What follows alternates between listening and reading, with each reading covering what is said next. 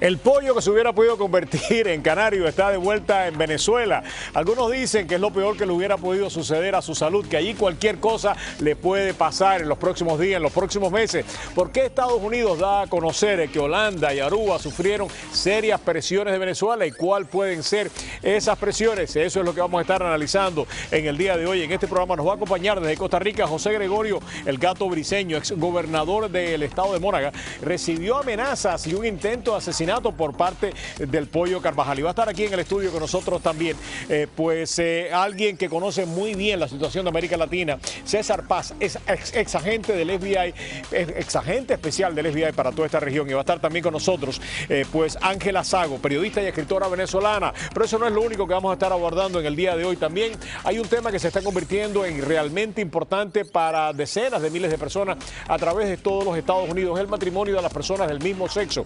Aquí en nuestro estado, hace solamente unos días en el condado Miami-Dade, básicamente a través de una decisión judicial estableció que los parámetros que tenemos en nuestra constitución estatal no son constitucionales. Ya había pasado en Monroe, está pasando en todas partes del país. ¿Por qué y cuáles pueden ser las consecuencias? Es el tema que vamos a analizar también en este programa en el día de hoy. Así que listo, que ya aquí está prohibido callarse.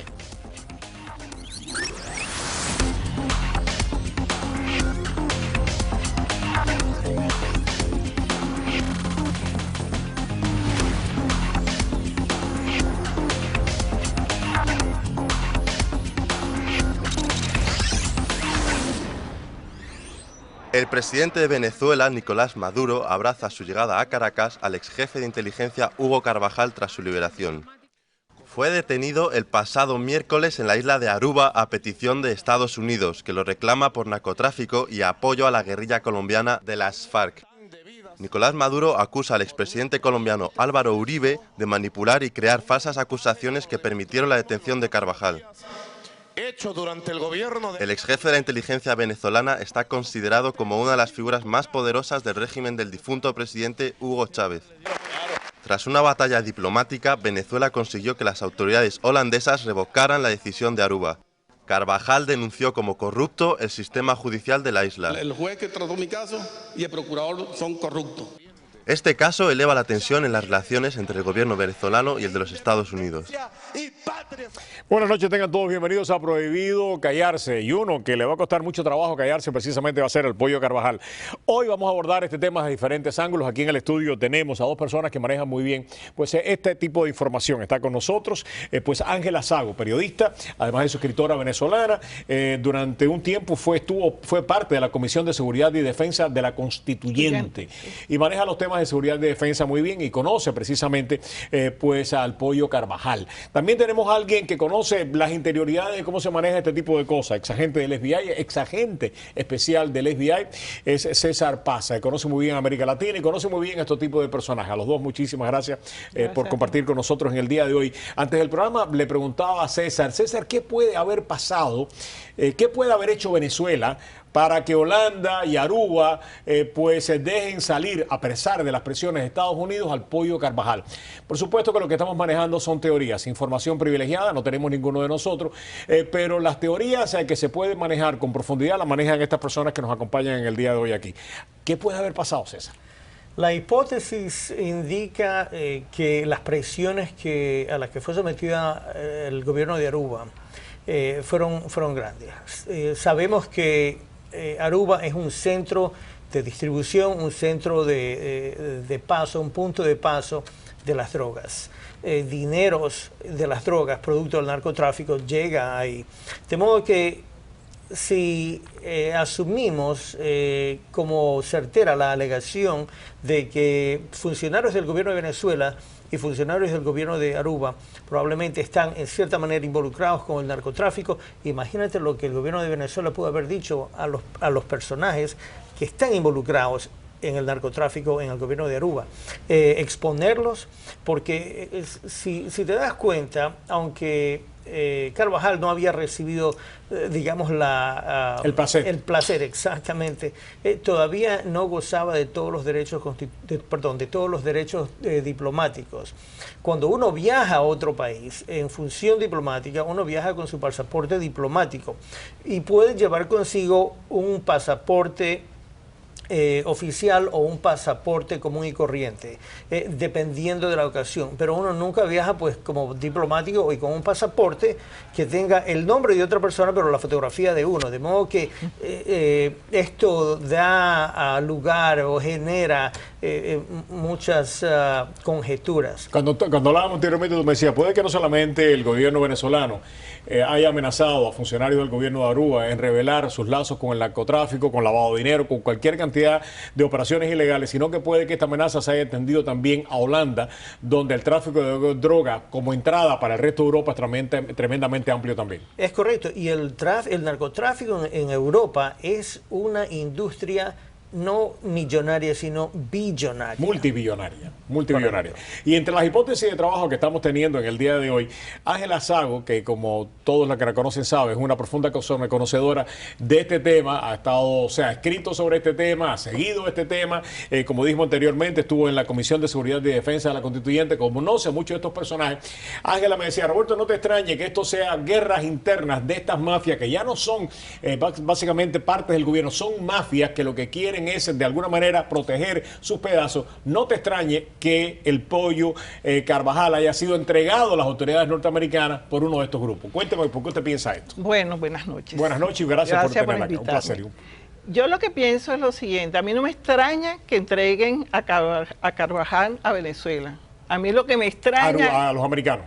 No. No, que Aruba entregue a un A mí no me extrañó. No, porque... A mí sí. Bueno, a mí no me extrañó porque en el manejo de la política que va unida con la economía más importante en los últimos años, sobre todo en relación con Venezuela, ha sido el problema económico. El dinero venezolano y el poder económico venezolano también está de por medio. Entonces, a mí no me extrañó la huerta, a mí lo que me extrañó fue la llegada de un hombre que trabaja en seguridad hace muchísimos años, que tiene vínculos con las Fuerzas Armadas de Liberación Nacional, o sea, con el mundo del terrorismo, que te ha escondido a los guerrilleros en Venezuela, a los jefes guerrilleros en Venezuela, que apareció en las grabaciones de Raúl Reyes, ¿no?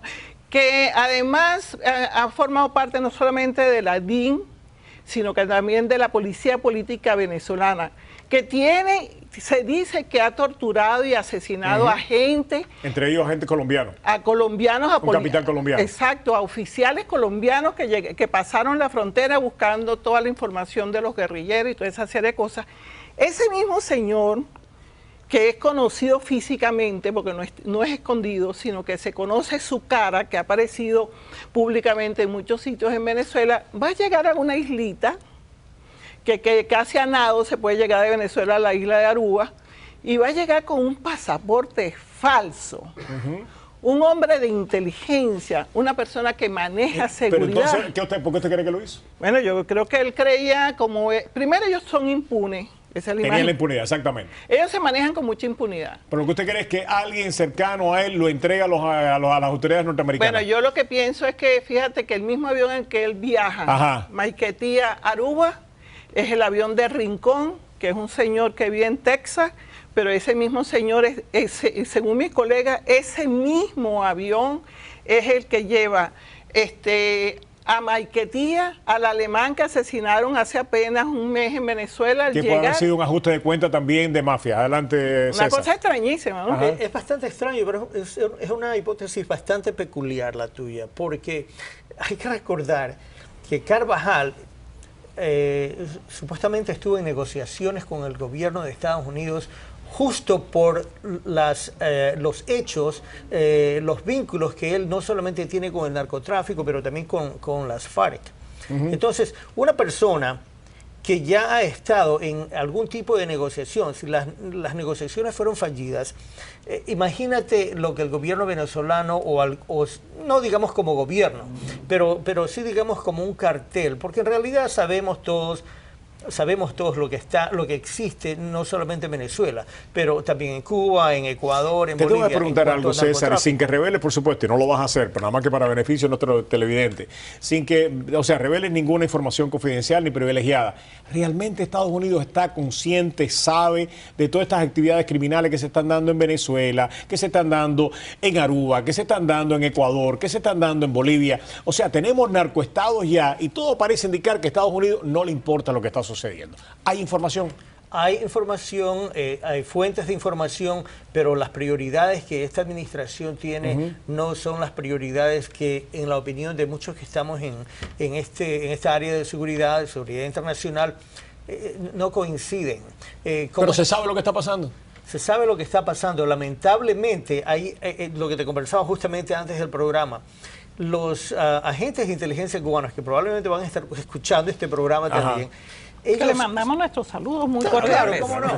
Ellos saben y conocen al revés del derecho cómo funciona el sistema estadounidense, la economía de los Estados Unidos, cómo funciona cada una de las agencias, la DEA, la CIA, el FBI, y saben que cada 2, 3, 4 años hay rotación de personal, de modo que ellos saben cuándo ejecutar ciertos operativos, cuándo hacer ciertas movidas de piezas en el tablero.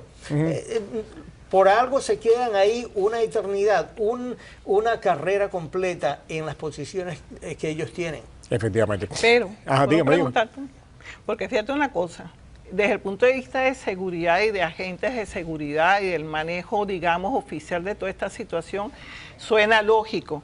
Pero desde el punto de vista político, esencialmente de estrategia política, ¿por qué los gobiernos norteamericanos no han estado interesados en lo que sucede en el corral de su espacio en Hispanoamérica, donde le han ido desarrollando, no solamente en Venezuela, sino en otros países, el llamado socialismo del siglo XXI, que lo que se ha convertido en un grupo de mafias que todas hablan en contra del gobierno norteamericano y que podemos estar seguros que no solamente hablan en contra del gobierno norteamericano, sino que están preparados para atacar a Estados Unidos si le dieran la oportunidad. Hay una cosa, yo tengo varios amigos, ¿no?, que trabajan en el área de seguridad y defensa, y desde el 2001 es muy difícil que cualquier agencia del gobierno de los Estados Unidos se enfoque en otra cosa que no tenga que ser con el terrorismo que viene del Medio Oriente. Es extraordinariamente difícil, rectifícame si estoy equivocado, mover recursos para otra área que no sea esa. Estás en lo correcto, justamente le diste al clavo, ¿no? Pero lamentablemente los recursos, la economía de Estados Unidos y otros problemas internos que tenemos están afectando la seguridad. Exactamente. Detrás de todo esto, que yo creo que tú lo ibas a decir, pero detrás de todo esto está Cuba, Rusia, China e Irán. Pero bien, que usted probablemente está viendo el programa y dice, bueno, ¿y cómo yo puedo participar? Me encantaría participar. Nuestro director de Nuevas Plataformas, Tony Belche, la que tenemos aquí con nosotros, mi querido Tony. Ya el viernes empezamos, hubo un tráfico tremendo de ustedes a través del tweet, de nuestro tweet que es Prohibido Callarse. Cuéntanos qué vamos a hacer hoy. A ver, cuéntame. ¿Qué tal, Roberto? Buenas noches. Pues efectivamente queremos saber la opinión de todos nuestros espectadores y que a través del hashtag Prohibido Callarse, a través de Facebook y Twitter, nos cuenten qué opinan sobre la liberación del Pollo Carvajal. Así que aquí en Prohibido Callarse esperamos todos sus comentarios. Ya saben, hashtag Prohibido Callarse a través de Twitter y también de Facebook.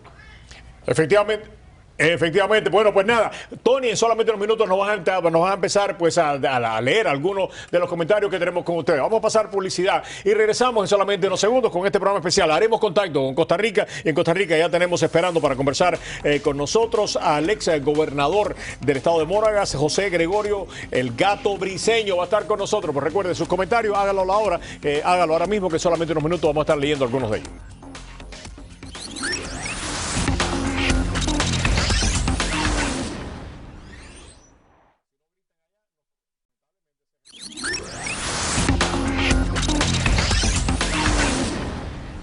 Ok, regresamos aquí a Prohibido Callarse. Bueno, pues la liberación por parte de Aruba del Pollo Carvajal, sin lugar a dudas, pues nada, ha llamado la atención cuando no ha provocado sorpresa. Tenemos ahora, ya se lo habíamos anunciado, tenemos contacto con Costa Rica. Vamos con José Gregorio Briceño, exgobernador del estado de Monagas. Muchos amigos de él le llaman el Gato Briceño. Sufrió un atentado no hace mucho y él culpa precisamente al Pollo Carvajal de este atentado, además de muchos de los desmanes y muchas de las cosas que están sucediendo en estos momentos en Venezuela. Gobernador, gracias por acompañarnos, un verdadero placer tenerlo en el programa. Cuéntenos por qué sea la preocupación tan grande de Maduro de tratar de sacar a este hombre de Aruba y qué es lo que hubiera podido decir este hombre, a su juicio. Bueno, muy buenas noches para ustedes. Me complace compartir con la profesora Ángela Sago, también corredactora de la Constitución vigente venezolana, como lo soy yo también. Un gran abrazo, saludo solidario a la profesora. Tenía tiempo que no sabía de ella. Bueno, quiero expresarles lo siguiente. El Pollo Carvajal es oriundo del estado Monagas, también Diosdado Cabello. Ellos han tenido una alianza desde hace muchísimos años. Y ellos no actuaban si no tenían la anuencia de Hugo Chávez Frías.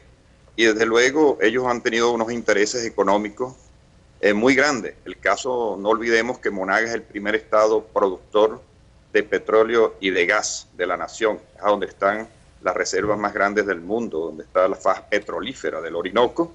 Y desde luego ellos estaban interesados en el estado Monagas, que yo era el gobernador, y empezaron a conspirar, yo teniendo apenas un año en el gobierno. No pudieron porque yo era un independiente que venía haciendo liderazgo propio, porque fui uno de los alcaldes más jóvenes de Latinoamérica en aquel entonces, en la década del 90, que llegué de alcalde apenas de 26 años, y ellos querían de alguna u otra forma sacarme del medio. No pudieron, fui a la reelección y fui al segundo gobernador más votado de Venezuela en el 2008. Ya era inaguantable, porque el Pollo Carvajal, siendo jefe de inteligencia del estado Monagas, con pinche de Diosdado Cabello, ellos me grababan todas las conversaciones y yo lo sabía, y Hugo Chávez Frías lo sabía. En una oportunidad ellos quisieron vincularme a una conspiración con Isaías Raúl, claro. Baduel, y yo jamás había visto. Gobernador, la profesora adelantaba una hipótesis de trabajo que la compartía precisamente también César Paz, exagente del FBI, exagente especial del FBI para toda esta región, que me gustaría, de alguna manera, pues analizarla con usted también. Una es, nos decía César, que su apreciación, producto precisamente del análisis, no información privilegiada, es que Venezuela tuvo que terminar amenazando a funcionarios de Aruba y a funcionarios de Holanda en revelar su participación en la droga, lo que hubiera podido crear un caos en Holanda y en Aruba. Y a esto le añade la profesora de que esto también puede ser parte de una guerra interna entre las familias mafiosas que en estos momentos están manejando pues las actividades criminales desde el gobierno en Venezuela. Su apreciación de estas dos hipótesis de trabajo.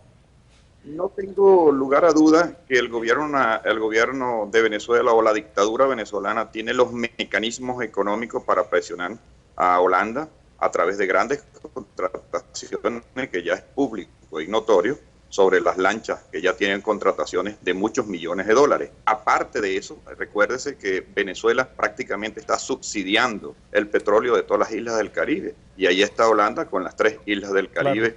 Claro. Y desde luego, al apretarle el cuello económicamente hablando, ellos tenían que ceder. Desen cuenta que hay una contradicción cuando las autoridades judiciales admiten y dicen que no hay ningún placer por el gobierno de Holanda, y después dicen que sí existía, pero que ellos no lo sabían.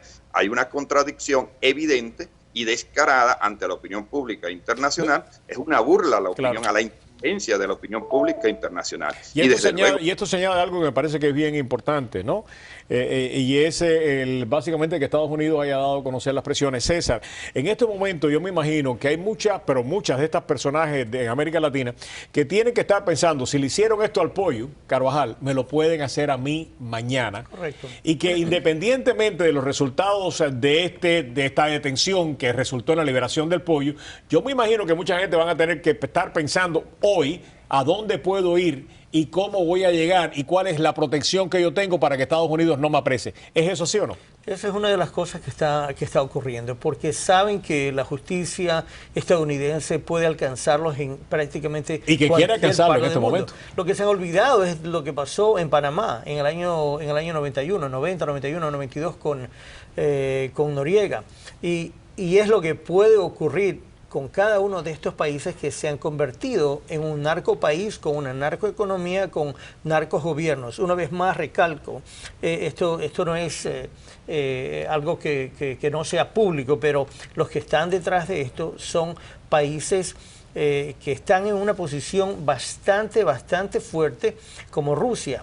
En Rusia, por decirte un ejemplo, Rusia ejerce una influencia muy fuerte en Latinoamérica. Específicamente. En cuanto a economía, negocios, voy a darte un ejemplo, aunque no es Venezuela, Ecuador. Vamos a ver qué pasa, qué comentarios recibo hoy día en mi Twitter, en mi cuenta de Twitter. Pero en Ecuador, por ejemplo, hay un sinnúmero de compañías exportadoras de banano que son rusas. Desde hace aproximadamente 6 años han estado exportando bananos. En 6 años apenas han caído, han descubierto 3 cargas pequeñas de cocaína. 3. Cada uno de los buques que trabajan o que llevan o transportan este producto pueden llevar aproximadamente más de 2.000 contenedores por buque. Wow. ¿Okay? Y que solamente 3 hayan caído. Bueno, ¿por qué la presencia rusa en Venezuela? ¿Por qué la presencia rusa en Ecuador o en Nicaragua? Mira, hace pocas semanas Putin apareció ahí. Están construyendo prácticamente el equivalente de lo que es la DEA, la Academia de la DEA, en Managua, para ayudar con las investigaciones y para entrenar a policías de otros países latinoamericanos en cuanto al narcotráfico. Y te están construyendo la nueva Guerra Fría, tranquilamente, donde estrategia. Ya no está fría la guerra. Por eso, Bueno, pero fíjate una cosa, yo insisto en que a mí me llama la atención y me preocupa cuál va a ser realmente la posición de la gran potencia que es Estados Unidos. Yo sé que está muy preocupada por la situación en el Medio Oriente, con los problemas de Gaza, y con los problemas de Israel, justo. Pero es que nosotros formamos parte del continente americano. Y la situación política de varios países americanos debe importarle muchísimo al gobierno norteamericano, claro, porque es que formamos parte del mismo grupo y además estamos defendiendo la civilización occidental, la democracia y el capitalismo. Totalmente, que ninguno de ellos quiere decir que quieren defender el capitalismo. Esa es la percepción que yo tengo y por supuesto, repito, información pública, ¿no? La información que yo tengo es que hay un nuevo interés de las agencias y del gobierno de Estados Unidos en América Latina, producto de esto que tú acabas de señalar. Rusia, China, Irán, Cuba, están penetrando no solamente las economías, están penetrando los gobiernos de América Latina de una manera que hacía mucho tiempo que no se veía. ¿Estoy equivocado? No, no estás equivocado, estás en lo correcto. Es más, en el año 2007, cuando yo todavía era parte del gobierno, hice un poco de investigación en cuanto a la participación de Irán en Latinoamérica, específicamente en Bolivia, y la inversión billonaria de Irán en Bolivia, lo mismo los rusos. Todos sabemos que gobiernos en Latinoamérica, lamentablemente, han pasado por épocas de corrupción, siempre hay corrupción en gobiernos, también lo hay aquí, ¿no? Pero se nota más en otros países. Y sí, los gobernantes o los oficiales de gobiernos hacen dineros mal habidos que vienen de las arcas del propio gobierno. Pero ahí no es donde está, como decimos en la calle, ¿no? Ahí no es donde está el billete está en el narcotráfico. Y ahí es donde hay mucho dinero. Quiero decir una cosa que me parece que es importante, ¿no? Hay muchos que se creen que las agencias de inteligencia de Estados Unidos no están al tanto de lo que pasa en el mundo. La pregunta se la hacía César de forma retórica. Pero si agencias de información de Estados Unidos, las agencias de información de Estados Unidos tienen información. Y una de las cosas, los presidentes y los gobiernos van y vienen, las instituciones se quedan y tienen memoria institucional y cuando no le hacen mucho caso, empiezan a filtrar información para llamar la atención. Y esto ha sido parte de la historia de Estados Unidos, es bueno recordarla.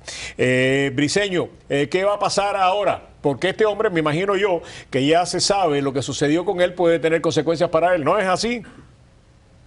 Mira, este es un gran ejemplo. Yo creo que esa campanada tenemos que verlo en lo positivo, porque los militares venezolanos, ellos pensaban que Estados Unidos no iba a actuar. Y esta actuación, indistintamente que haya sido fallida, desde mi punto de vista, yo creo que está sentando un precedente y le va a quitar un poco el miedo y le está desvistiendo, quitándole la falda a los militares venezolanos.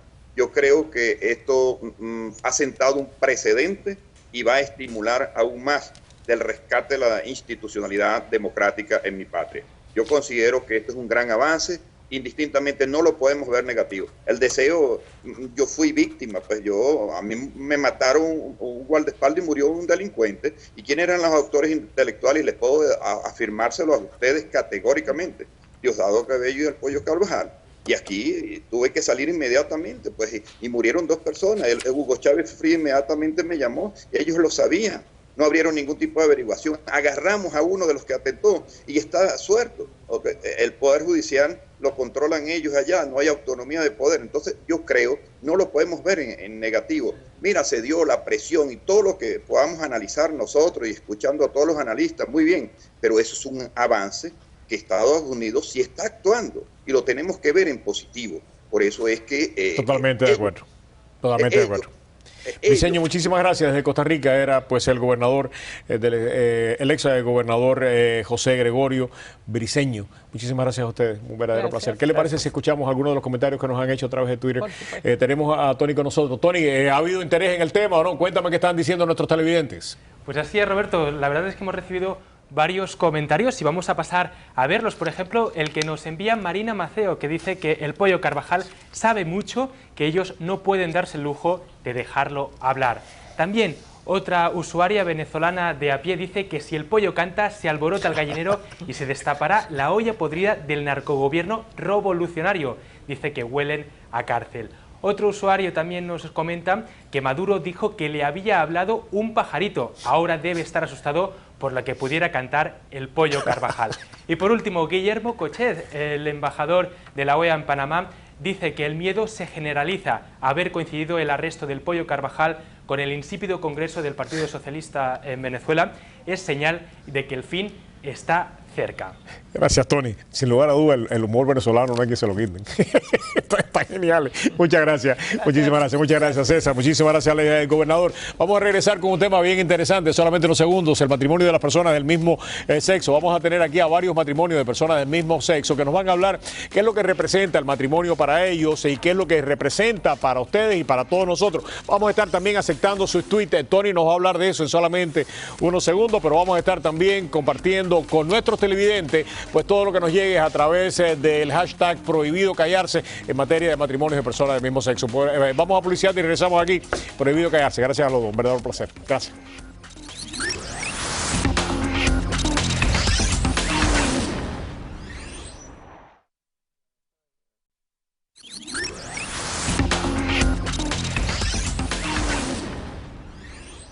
As I said, I've been going through an evolution on this issue. I've always been adamant. He tenido una evolución en este tema. Siempre he insistido en que los gays y las lesbianas en los Estados Unidos deben ser tratados con justicia e igualdad. Decía el presidente en entrevista exclusiva a la cadena ABC en mayo de 2012 y recalcaba: para mí en lo personal es muy importante avanzar al respecto y afirmar que creo que las parejas del mismo sexo deben poder casarse. De esta manera, Barack Obama se convertía en el primer presidente en la historia de los Estados Unidos en apoyar el matrimonio entre personas del mismo sexo.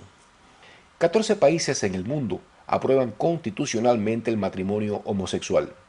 Holanda fue el primero en legalizarlo en septiembre de 2000. Posteriormente, en 2003, Bélgica. 2 años más tarde, España, Canadá y Sudáfrica. En 2008, Noruega. En 2009, Suecia. En 2010 lo aprobaron Portugal, Islandia y Argentina. En 2012, Dinamarca. Y un año más tarde, Uruguay, Nueva Zelanda y Francia. En Estados Unidos, los matrimonios homosexuales son reconocidos por el gobierno federal desde junio de 2013, tras una sentencia del Tribunal Supremo. Pero cada estado se reserva ese derecho. El Distrito de Columbia, Massachusetts, Connecticut, Iowa, Vermont, New Hampshire, Nueva York, Maine, Maryland, Washington, Rhode Island, Delaware, Minnesota, California y Nueva Jersey los respaldan hasta el momento. Estoy a favor de los matrimonios homosexuales. Creo que cada persona tiene derecho a ser feliz. A favor porque para mí lo más importante es el amor entre las personas, el respeto. La homosexualidad no deja de ser una patología del ser humano. No es lo correcto porque no nacimos para eso. Detractores y defensores. ¿Usted qué opina? Muy buenas, bien, pues comenzamos con este programa y me parece importantísimo hacerlo, ¿no? Ya el debate no es si va a haber o no va a haber matrimonio de personas del mismo sexo, ya está aquí y es una realidad. Debemos de aprender de ella y qué bueno que podemos aprender de ella. Ya en la Florida, en los últimos días, ha habido pues 2 dictámenes de jueces que han dicho que nuestra Constitución, que básicamente define el matrimonio como entre un hombre y una mujer, pues no está correcta y se está retando esto. Tenemos para abordar este tema en el día de hoy pues a un panel de personas que han básicamente decidido contraer matrimonio, está en el proceso de contraer matrimonio. Está con nosotros Cristian Huber y está también pues su esposo Carlos Andrade. Para nosotros un placer y darle la bienvenida a este programa, un honor tenerlos acá. Gracias. Está también Juan Carlos Rodríguez. Juan Carlos es una de las personas que ha demandado al Estado de la Florida recientemente en espera de contraer matrimonio con su pareja, y también está Jorge Díaz, que está en la misma situación. A todos muchísimas gracias. Una de las cosas, y yo se lo decía a ustedes durante mucho tiempo, y yo tengo un promo en el aire que lo digo, yo he estado a favor de las, de las uniones de personas del mismo sexo. Durante un tiempo creía de que la unión civil era lo suficiente y me parecía de que eso era pues el camino a llevar. Hasta que vino una persona un día y me dijo: Roberto, el problema es que una unión civil nos limita a todas estas cosas y nos quita todo este derecho. Desde entonces he estado a favor del matrimonio de personas del mismo sexo, lo he dicho públicamente, lo he defendido públicamente, porque me parece que más allá, y como decía un televidente hace solamente unos minutos, no se le debe quitar a 2 personas que se aman la oportunidad de legalizar su situación. Condenarlos a vivir en la legalidad es total y completamente inaceptable para mí como ser humano y creo que para muchísimas otras personas. ¿Cómo ustedes se sienten después que pudieron contraer matrimonio? Para nosotros fue un día muy emocional. Nosotros nos casamos el año pasado en Washington, D.C. La única frustración es saber que en el estado donde nosotros vivimos, donde yo nací, no lo permite actualmente, pero estamos viendo avances, como tú empezaste con el tema, a través de la Corte, a través del sistema legal.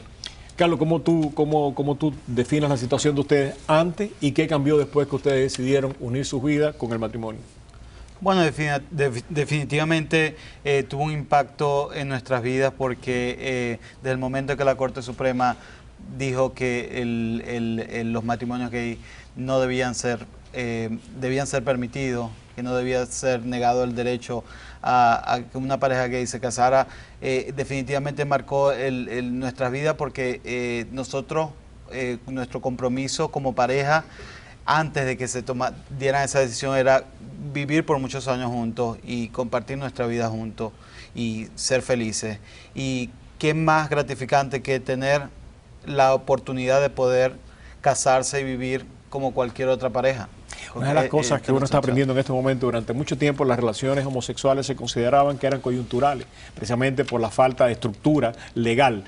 Y me imagino que todavía en la comunidad, gay, homosexual, LGBT, pues esto es un tema que se empieza a manejar de la misma manera que nosotros lo empezamos a manejar. Me imagino que ustedes lo empiezan a manejar, porque al cambiar la estructura legal cambia la manera que uno ve la relación con la otra persona. Antes uno veía la relación, me imagino yo, con la otra persona desde un punto de vista sexual. Voy a tener una relación con esta persona, me gusta, pero no existe una estructura que yo pueda decir yo quiero hacer una familia con esta persona. Me imagino que eso de alguna manera tiene que influir en personas como tú, Jorge, ¿no? Sí, cómo no. Es una cuestión para mí de validación, ¿no? El amor que yo tengo por el que con quien me quiero casar, queremos estar juntos. ¿Cuándo ustedes se conocieron? Nosotros conocemos hace 4 años, y en diciembre me propuso matrimonio. Y en enero, ¿cómo te sentiste? Más bien, muy orgulloso, muy sorprendido, lo que siente todo el mundo. Claro. Eso es la cuestión para mí. La ley, la enmienda que pasó es discriminatorio y nosotros estamos siendo somos parte de esta comunidad, somos parte de este estado, nacimos aquí. Queremos estar como protegidos como cualquier otra persona en este país y en este estado. Y estamos haciendo lo que podemos. Juan Carlos, una de las cosas que mucha gente, yo lo decía al principio del programa, y quisiera que de la misma manera que a mí me lo aclararan, tú lo ayudaras a aclarar a los televidentes.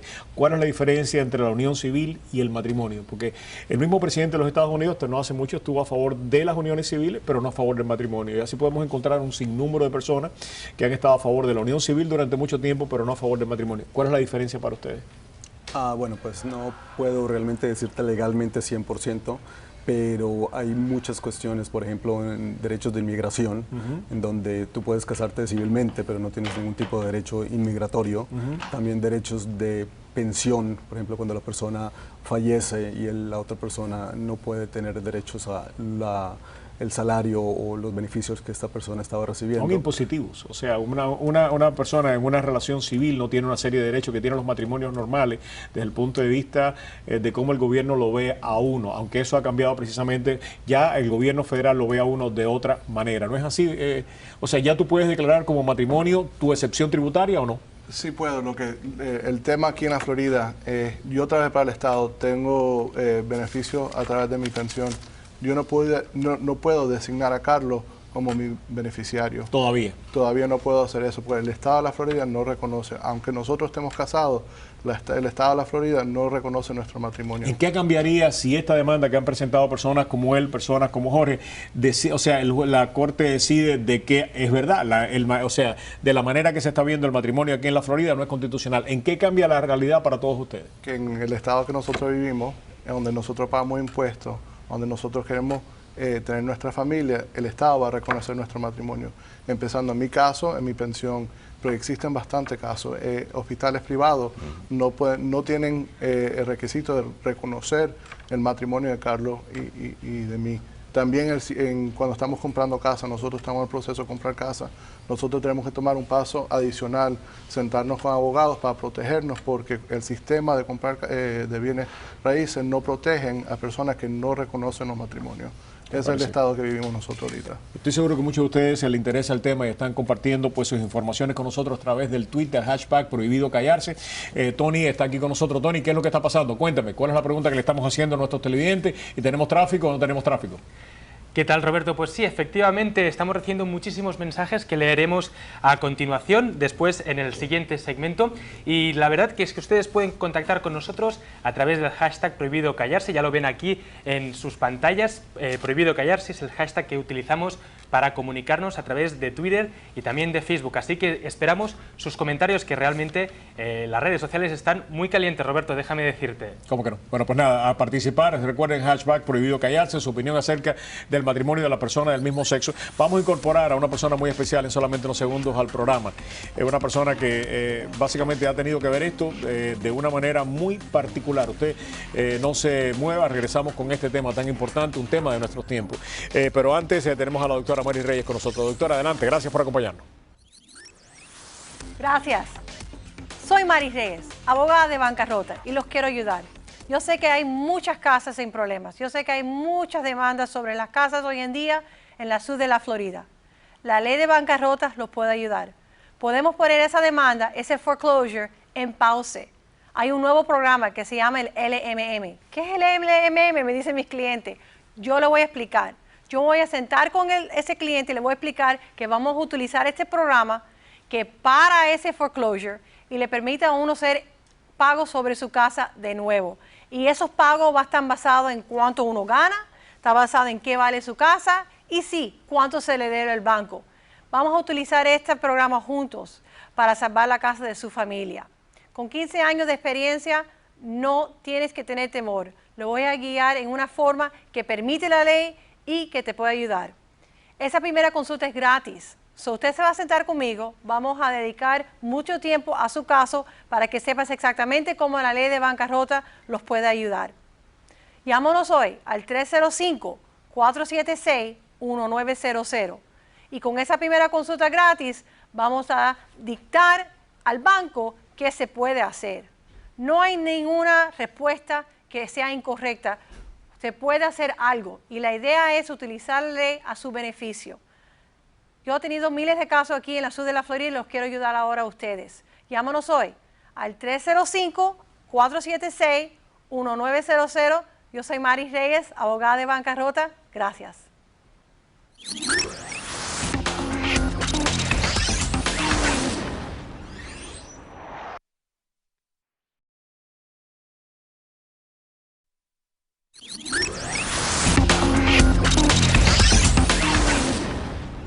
Yo tengo muchas amistades y a todas le he dicho que mi hijo es gay y que no me importa él es un ser humano, todos son seres humanos, y si ellos se quieren, ellos tienen derecho a vivir juntos, pero no juntos, sino casados, para que así casados puedan compartirlo todo. Qué lindo, ¿no? Aquí tenemos precisamente a Elisa. Elisa Díaz es la madre de Jorge. ¿Cómo se sintió ahora cuando se vio ahí? Muy feliz y muy contenta. Él sabe que yo lo apoyo en todo ese... ¿Ha resultado difícil este apoyo, Elisa? Porque básicamente ser homosexual durante mucho tiempo, sobre todo en nuestra comunidad, era como, tú tienes un hijo homosexual.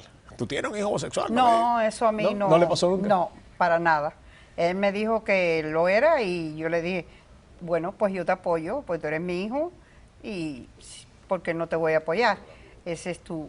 Cada uno tiene en su vida, elige lo que mejor le convenga o le guste y quiere ser feliz. Y la forma de ser feliz de él es así, pues yo soy feliz también. Qué bueno. Atrás de cada historia hay una historia humana, ¿no? Y en muchas ocasiones pues deshumanizamos lo que no queremos aceptar. Y en muchas ocasiones la comunidad LGBT ha sido deshumanizada. O sea, pensamos nada más que los pensamos como seres humanos que lo define el sexo.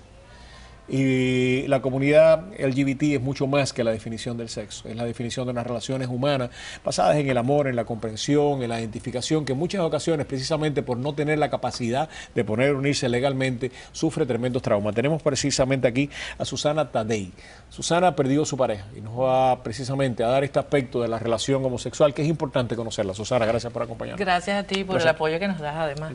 Mira, el problema de nosotros fue que a mi pareja le diagnosticaron con un tumor cerebral, el peor tipo de cáncer y en el peor sitio en el 2006. Y nosotros entramos al hospital un día a las 10 de la noche y eran las 10 de la noche el día siguiente y los médicos no querían hablar conmigo. Estaban tratando de localizar hasta medios familiares que ella ni siquiera conocía antes de querer dar el diagnóstico de que prácticamente nos estaban dando una sentencia de muerte. Nos dijeron esa noche que ella iba a sobrevivir de 6 a 12 semanas, ni siquiera en meses.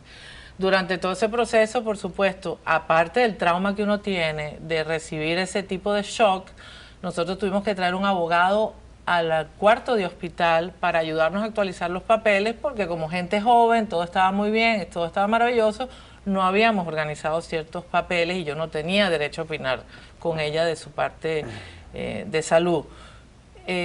Eso trae como consecuencia que firmas las cosas mal, que no las haces de la manera correcta y además entre todo cuesta una fortuna traer un abogado a un hospital 3 o 4 veces. Entonces fue un periodo muy difícil, desagradable. Nosotros teníamos los recursos, la mayoría de la gente no lo tiene. Así que hay que tener siempre los papeles al día.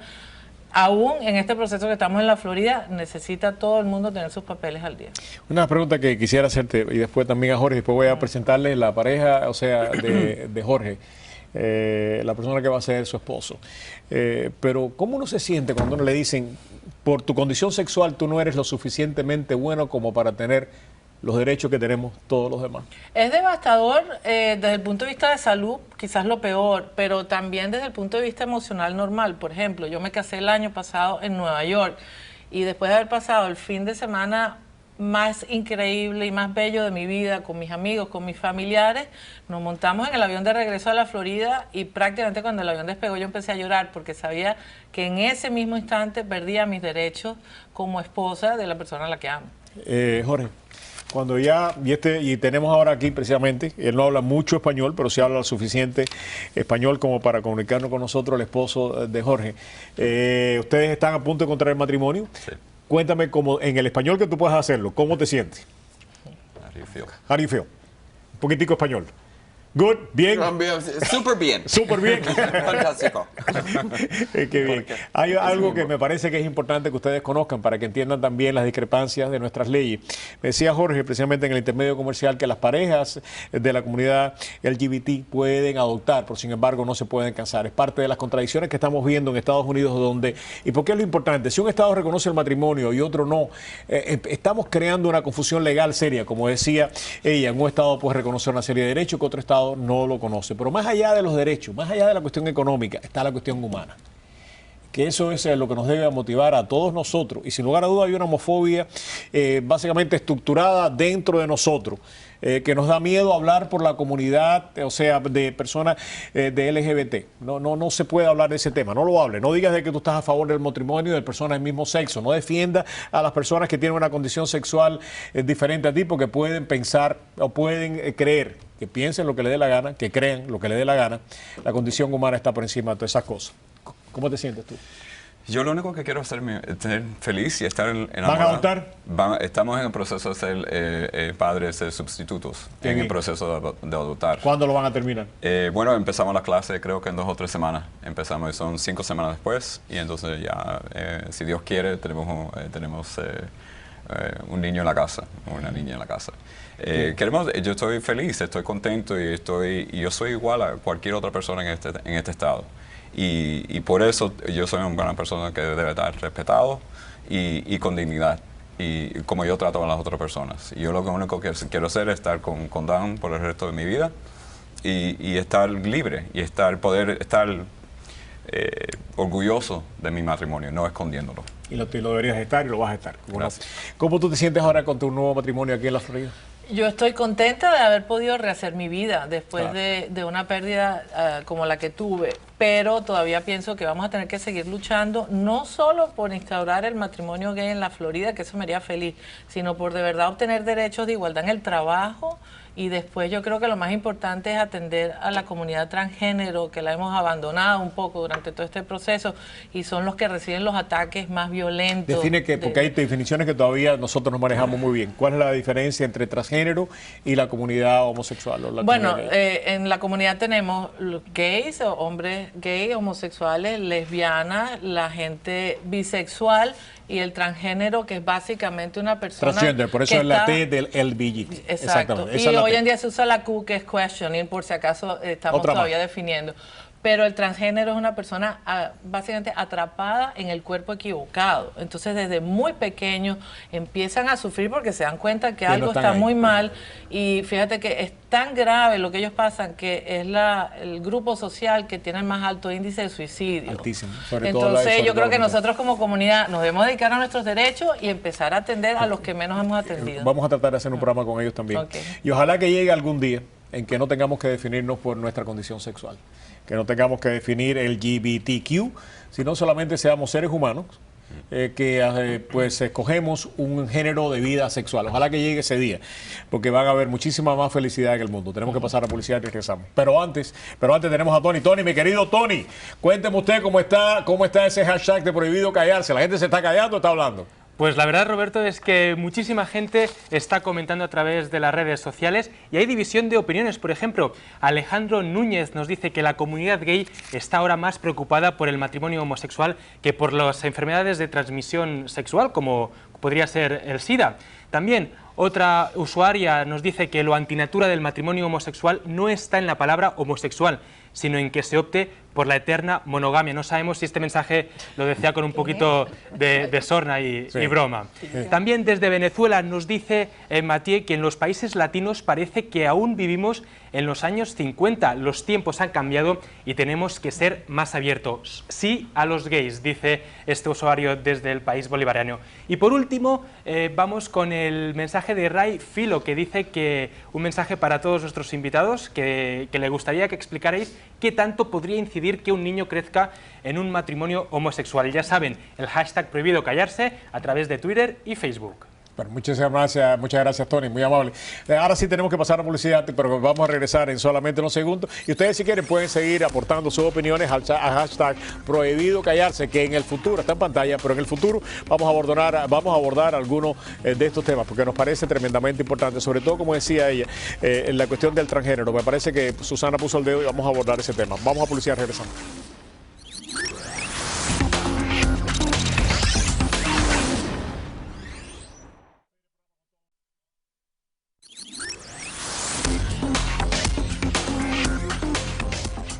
Ok, estamos ya a punto de despedir el programa y vamos a dejar que lo despida pues aquí Elisa. Elisa, a todas las madres que están mirando este programa que dicen, mi hijo será homosexual o será homosexual. Adelante usted. No, no importa que tu hijo sea homosexual, es tu hijo Y si él quiere ser feliz, pues hay que dejarlo ser feliz. Y la forma de que él es casarse y hasta adoptar un niño. Y yo se lo cuidaría. Ahí su nieto. ¿Por qué no? Y Sería está a un punto de llegar nieto su más nieta, para claro mí. que sí. Muchas gracias, que Dios me la bendiga.